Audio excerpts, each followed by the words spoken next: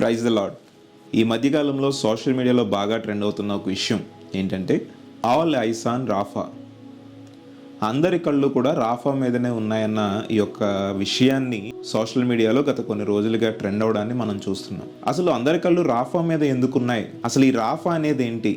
అసలు దీనికి మన బైబిల్కు ఏమైనా సంబంధం ఉందా, లేదంటే దేవుడు చెప్పిన ప్రవచనాలు ఏమన్నా నెరవేరుతున్నాయా అనే విషయంపై మీ ముందుకు తీసుకురావాలని ఆశపడుతున్నాను. అసలు ఈ రాఫా అనే విషయం తెలుసుకునే ముందు దీని వెనుకున్న చరిత్రను ఒకసారి మనం చూద్దాం.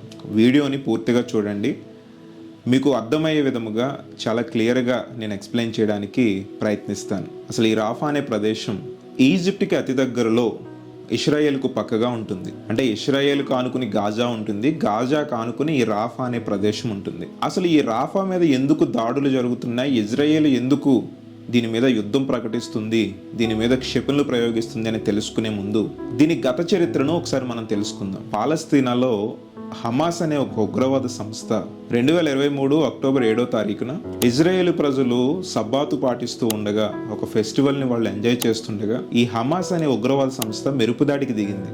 కొన్ని వేల క్షిపణులను ఇజ్రాయేల్ మీద ప్రయోగించింది. అయితే ఇజ్రాయేల్కున్న ఒక గొప్ప టెక్నాలజీ ఏంటో తెలుసా? ఐరన్ డోమ్ కలిగి ఉండడం. వారి దేశం మీదకి క్షిపణులు వచ్చినా, యుద్ధ రాకెట్లు వచ్చినా ఈ ఐరన్ డోమ్ వాటిని ఎదుర్కొని గాల్లోనే కాల్చివేస్తుంది. వీళ్ళు ఒకేసారి కొన్ని వేల కొలది క్షిపణులు ఇజ్రాయెల్ మీద వదిలినప్పుడు అందులో 90% ఈ ఐరన్ డోమ్ అడ్డుకొని ఆకాశంలోనే వాటిని ధ్వంసం చేసింది. కొన్ని క్షిపణులు నివాస స్థలం మీద పడి ఇంచుమించు 200 మందికి పైగా ఆ రోజు మరణించారు. ఇలా చేయడమే కాకుండా వారి ప్రదేశాల్లో ఈ హమాస్ అనే ఉగ్రవాద సంస్థ చొరబడి ఆ దేశ పౌరులను, కొంతమంది ఫారినర్స్ను బంధించి, కొంతమందిని చంపి, అతి కిరాతకంగా కాల్చి, మహిళలను రేప్ చేసి మరీ చంపి, కొంతమందిని వీళ్ళ బందీలుగా తీసుకుని వెళ్ళిపోయారు.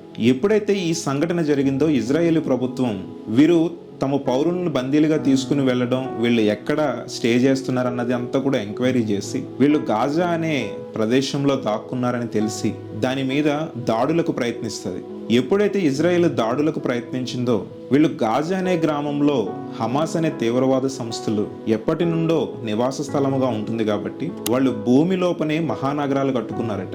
అంటే బంకర్లు అంటారు కదా, భూగర్భంలో నివాసాలను ఏర్పాటు చేసుకోవడం. ఇది తెలుసుకున్న ఇజ్రాయెల్ ప్రభుత్వం ఈ గాజాలో ఉంటున్న పౌరులందరికీ ఇలా హమాస్ అనే తీవ్రవాద సంస్థలు మీ వస్తున్నాయి కాబట్టి వాళ్ళు ఎప్పటికైనా మీకు ప్రమాదకంగా మారుతారు, మీరు రాఫా అనే ప్రదేశంలో నివసించిందని వారందరికీ చెప్పి గాజా మీద దాడులు జరుపుతారు.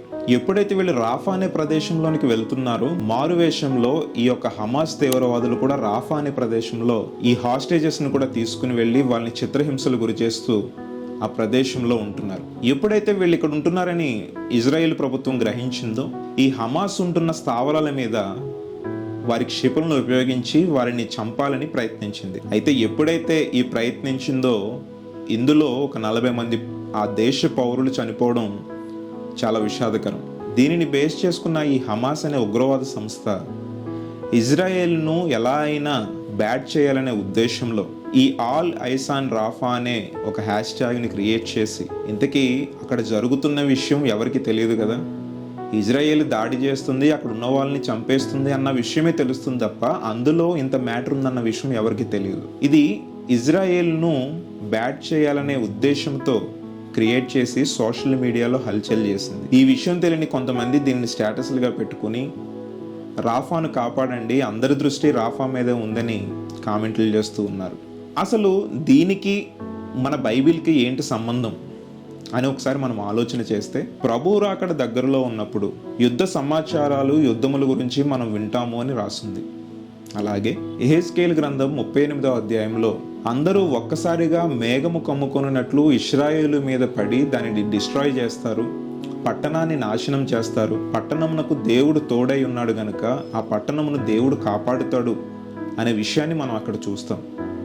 ఇప్పుడు చూస్తున్న పరిస్థితులు మనం గమనిస్తే దేవుని యొక్క రాకడ అతి త్వరలోనే ఉంది అనే విషయాన్ని మనం గమనించగలం.